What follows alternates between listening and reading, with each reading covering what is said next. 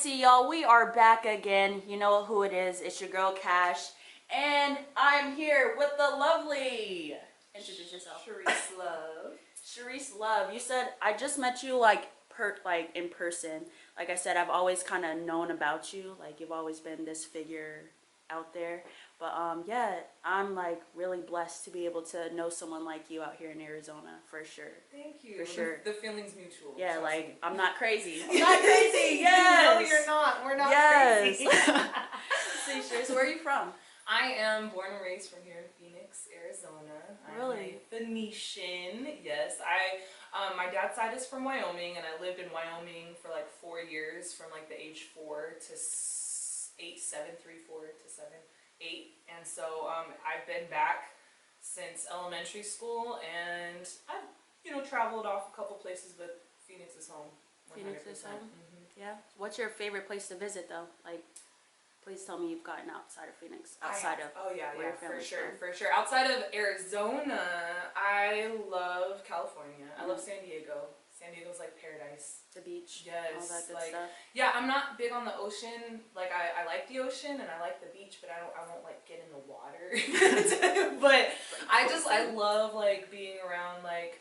I love being outside, period, so I really enjoy like the paradise-esque of San Diego. It's like it's so beautiful, and the weather there is like amazing too, so yeah, that's a really nice spot to visit too. But here in Arizona, I love going up to Sedona. Oh yeah, definitely. Love going up to Prescott, love going up north. You know, there's hidden gems here in Arizona. A lot of people say Arizona's boring. No, it's not. You just gotta get out and go see some stuff. Yeah, meet the right people too. Exactly. Yeah. Let's see here. Love's your real last name? It is my mother's maiden name. So yes, technically it is my last name. Wow. So when she got married to your dad, did she change it? She did change it, but they divorced. They divorced probably like 6 years ago, 5, 6 years ago, and she went back to her maiden name, and so she goes by her maiden name now. And I used to go by Cherice Nicole for my artist name, and the team I was with like 7 years ago, we were sitting there and we're like, Cherice Nicole, everybody has Nicole as like their middle name, like everybody in my age bracket does.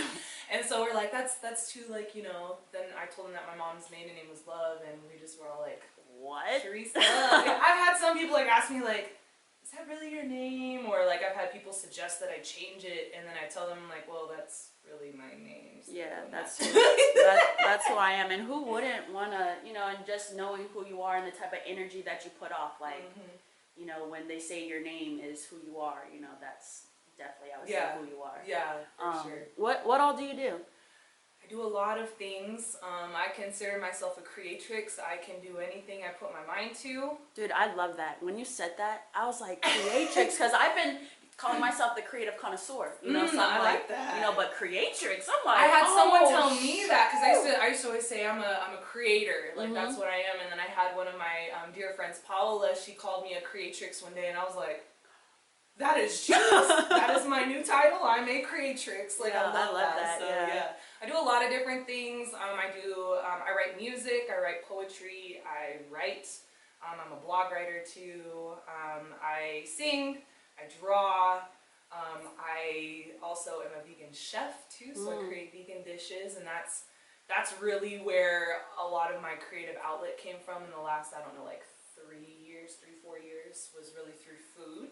Because I was doing music for a while and had to take a step back and rediscover who I was as a young woman, because I didn't know who I was, basically. And so during that process is when I went vegan and I started cooking. And because I didn't have music as an outlet, I wasn't writing or anything, like I really couldn't. I thought I had writer's block. I started pouring all of my creativity into my food, and then I came back to music, and it's like it never left. It's gotten better, so yeah, I try to stay limited with the things that I do. Otherwise I'd be all over the place, because I just like, oh, I could do that. Oh, I could do that if I really wanted to, but yeah. So are you like a full-time creatrix? Yes, full-time creatrix. My business, To Divinity and Beyond, is my vegan food service business, and it's also a blog. So I also blog about my experiences as I was transitioning to the vegan lifestyle, and then that's how it blossomed into a food service business. So I do that full time.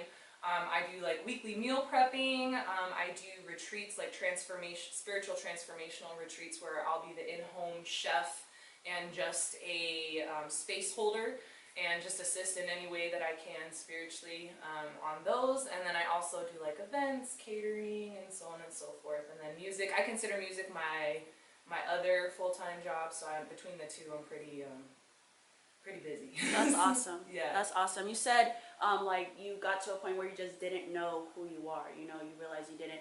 What do you mind like giving a little backstory of what led up to that point? Yeah, absolutely. So I've been able to sing my whole entire life, and when I was 16, that's when the I know people started coming into my life.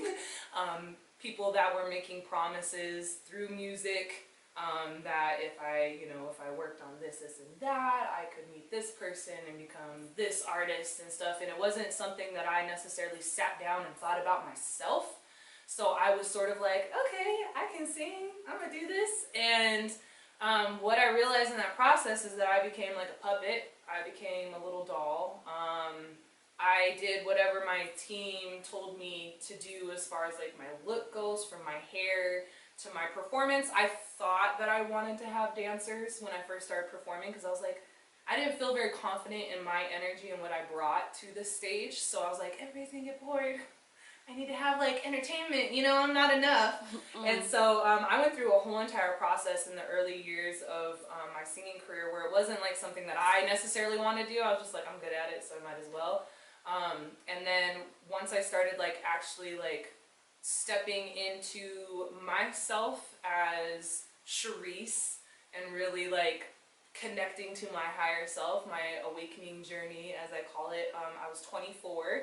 And that's when it started, and I'm 28 now, so it's been about like 4 years on my journey. And slowly but surely, I peeled back the layers and got down to the essence of me. And that's when last summer I changed my environment and the people I was around, and I then started to just pour all of everything that I've been through, my story, my journey, everything into writing.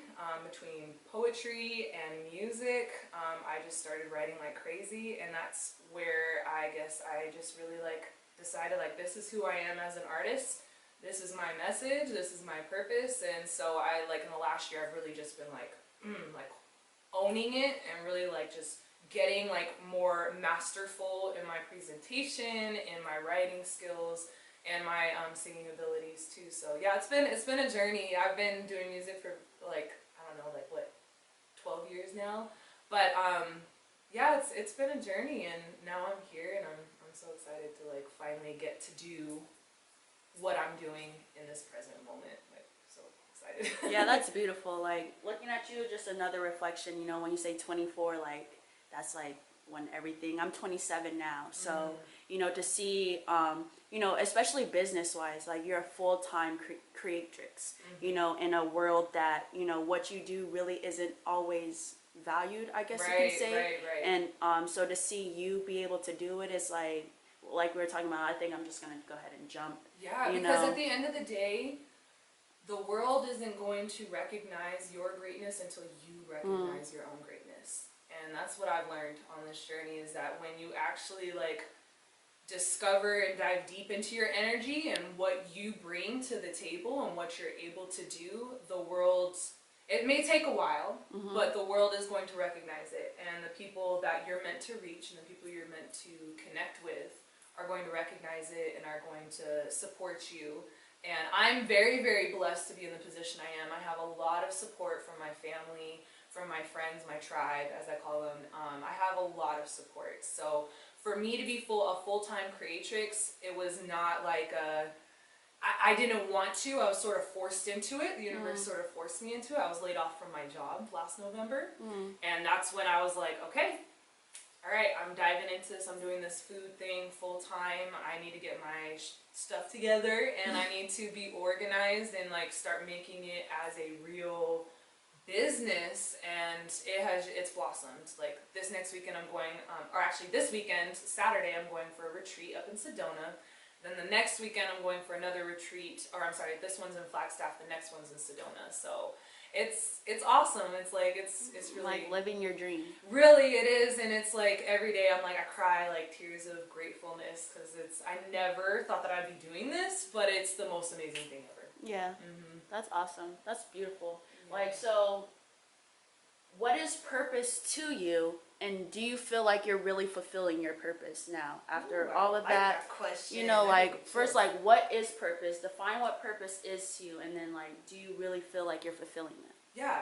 So purpose to me, we all were created with a certain set of skills. Everybody's skills is different. We all have our own little tool bag, as I call it, of natural gifted skills that we are meant to tap into, because that's where we find our purpose.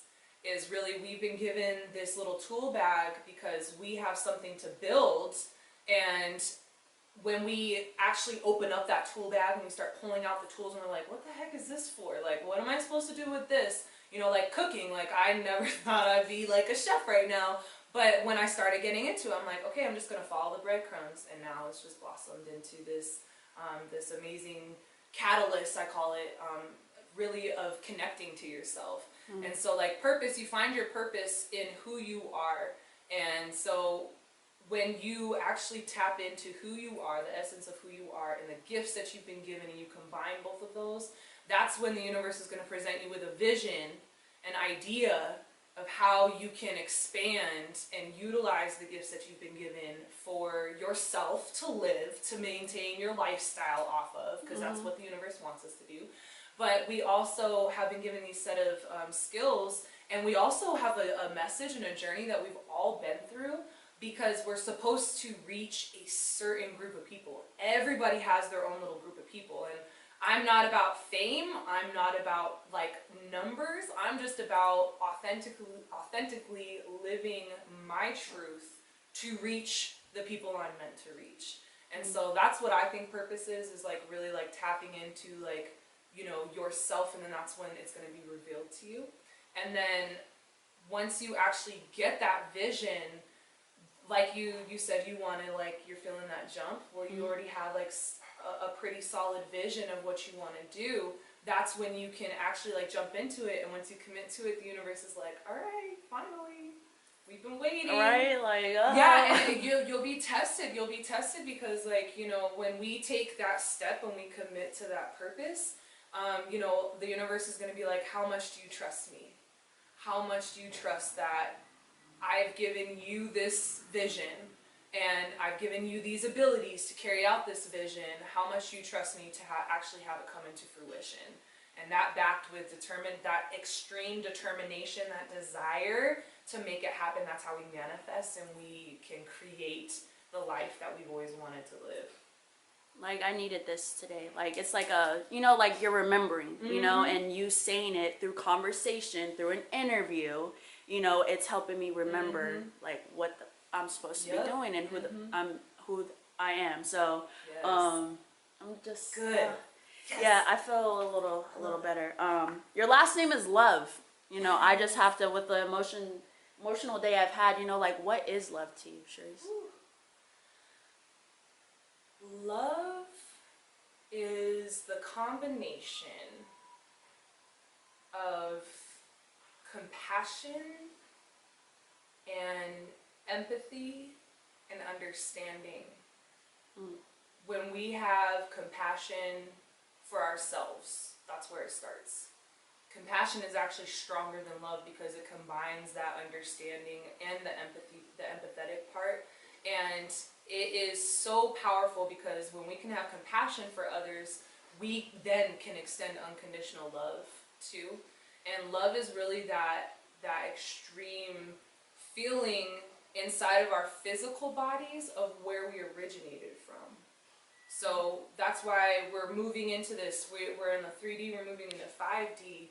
5D is all about living through our heart and living with our heart chakra wide open and not being afraid, because what closes us off from love and from all the magic in this world is fear. And fear usually is what keeps those doors closed. So love to me is really like embodying and feeling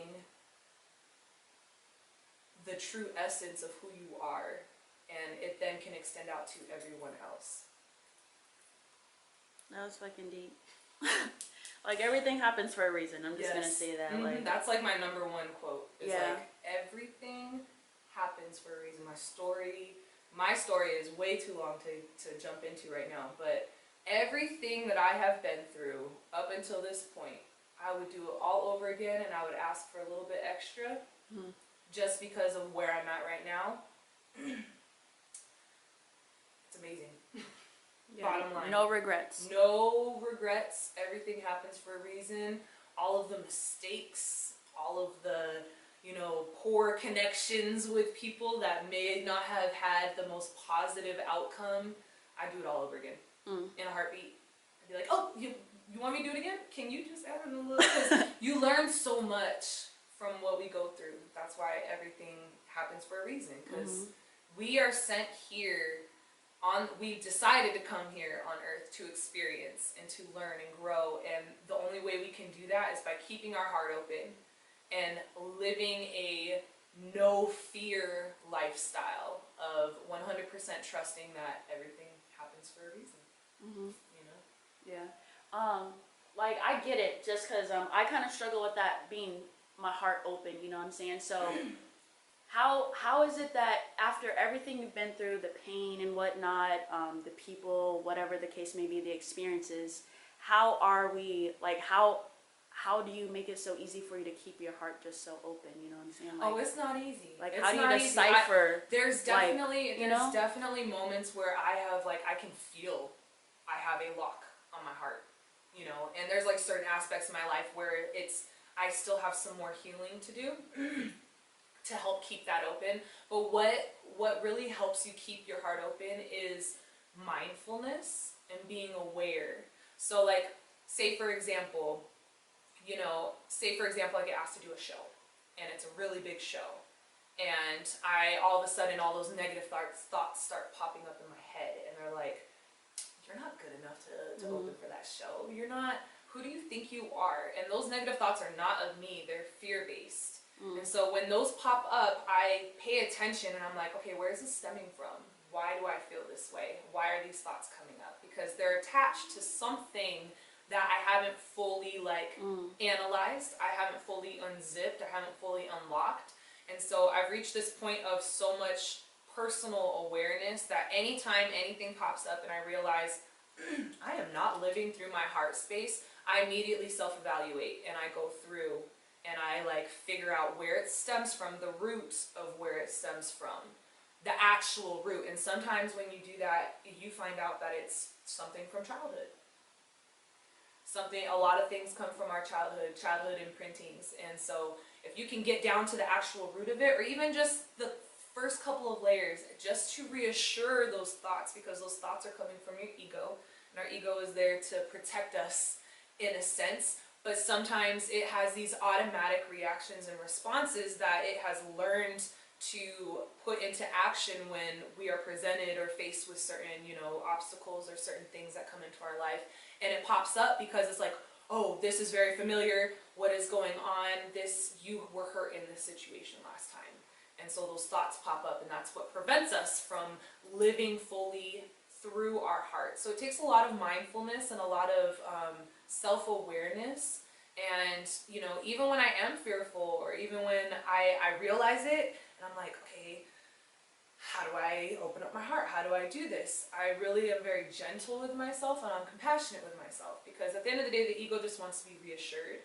And it's like your inner child. It just wants to be safe. And so if you can talk to your ego and talk to those thoughts and just reassure them, and sometimes I'll just run through and I'll be like, no, you are enough. This is what you do. This is who you are. You have to remind yourself to go back into it, and then that's what helps you keep that heart chakra open and keep yourself open to those opportunities, so that way you don't miss out. Because a lot of people miss out on growth opportunities because of fear. people miss out on a lot of different things, connections that could turn into the most amazing thing because of fear of the past, of experiences from the past too. So it takes a lot of mindfulness and just digging and not being afraid to dig, because some people, you know, when you get that feeling, you automatically just want to curl up in a ball and hide away in your bed, and you're like, I don't want to go outside, I don't want to be around anybody, instead of actually like sitting there and like removing the emotion from it. That's one of the things that I do. I definitely remove the emotion from it, and I see it from a very analytical, practical, realistic point of view of, okay, where is this coming from? It's like literally like in a car, if a car starts acting up, you know, if you freak out about it and you're like, oh my god, I don't know what's going on, that's not going to do anything. It makes things worse, in fact, like energetically. You gotta think of it as like, okay, something's going on inside of me.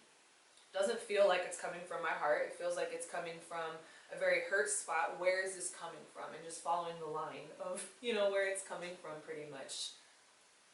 That's awesome. She was reading the hell out of my day today. I'm like, let me go ahead and go back here and curl up in my bed. And no, but I really, yeah, that was like really deep. Where can we find your blog and stuff? Like, TwoDivinityandBeyond.com, all spelled out. I also now just added to my website, because it's To Divinity and Beyond, because it's not just food. I use food and the vegan lifestyle as a catalyst, because it was my catalyst of diving deeper into my journey. I've been vegan for about 4 years now, since I was like 24.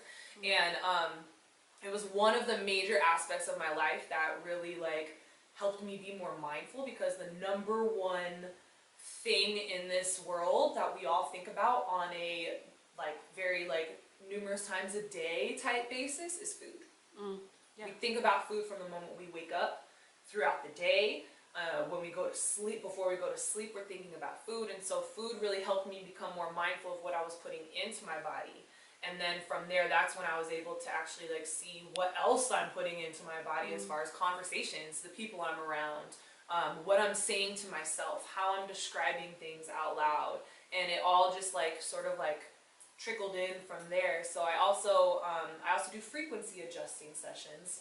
I utilize divination tools such as tarot and oracle cards to help people basically like reprogram their mind. That's why you told me your line was like reprogram. I'm like, I like that, because I used to call myself a reprogrammer, but now I call myself a frequency adjuster, because it's all about your vibration. So our thoughts create our vibration. So I help people adjust their thought process, and I utilize my cards and everything to sort of help tap into their energy and like what specific things that they may not realize at this moment, but I can go in and help them unlock it subconsciously. So that's hypnotist? not a hypnotist, but I basically like, so like I can read people without my cards. So I get messages. I have a clairaudient gift. So we have clairvoyance, which is like your ability to see, so people can see things. And then we have clairaudience, which is our ability to speak. And so for me, I'm an orator. And so I get a lot of messages for people, like just connected from source, that I'll get messages. And sometimes I don't need to use my cards, like tarot cards and stuff like that. And I'll just get messages like just sitting and talking to people. Or like sometimes I do need to use the cards to sort of dive in deeper, to themselves, about themselves, how they describe their situation. You know, there's so much power in life and death in your tongue and how you speak. And that is so true. We have the ability to manifest things verbally. We have the ability to create things verbally. And we have the ability to reprogram ourselves verbally as well, just because of what we tell ourselves on a cellular level is what our body is going to listen to at the end of the day. So I do that as well, along with my my food stuff too. So Is that like that Aries energy? I would say that it's, honestly, I don't think it's Aries. I would say it's probably more Aquarian, because Aquarians tend to like is an air sign, and Aquarians tend to like really be connected to the cosmos and really like are like connected to like otherworldly things, and I'm definitely tapped into that. So yeah, I would say that's definitely like more of my Aquarian side for sure. That's what's up. That's beautiful. Yeah, we all have these gifts. We all have clairaudience. We all have clairvoyance. We all have different gifts that we can all tap into. But some people like are born with those abilities. Like, you know, like people that, you know, there's a lot of people that are born certain, I don't even like using the word disabilities, but have certain illnesses and disabilities that actually are gatekeepers to their gifts. That actually, if they like were to tap in deep into how to heal themselves on a singular level, as far as like not going to the doctors and like relying on other people to tell them how to heal themselves, our bodies can actually heal themselves on their own if we tap in and reconnect to the physical body. Again, that's why I use food, because that is what helped me tap into my physical body, really. My ability to feel things, and I've cleared out my gut brain. We have three brains. We have our regular brain up here, we have our heart brain, and we have our gut brain. And our gut brain, when we get that gut feeling, it's very true. We have the ability to feel things down here in this area, and we can also feel it throughout our whole entire body. We're like a communication center all the time. And so by going vegan, it helps clean out that gut brain and helps clear up the connection to the messages that we get. And so that is what really helped me tap into my intuition, my higher self, was like really clearing up my gut brain, because I had a really bad eating habits, really bad eating habits, like really bad, before I went vegan. And it really like affected me like on my third eye, like mucus wise, like feeling very like foggy and stuff. So yeah, I definitely use food as like a major catalyst for people to start their journey, because it's, again, one of the hardest things, you know. And who doesn't love food? Right. Vegan food at that. You know? Yes. That's just my opinion. But it's been lovely. I could sit here and talk to you all day, like literally. But America's attention span isn't so long. Right. But where can we find you at? I am on Instagram at Cherice Love _, and that's CHERICELOVE _ and then my food page is at To Divinity and Beyond, all spelled out, no and sign in it, but it's To Divinity and Beyond. And yeah, you guys can find me on there. I'm on Facebook too, Cherice Love, and then To Divinity and Beyond, you can find it on there as well. That's what's up. Cherice Love, everyone. Another episode of The Live Light. We out.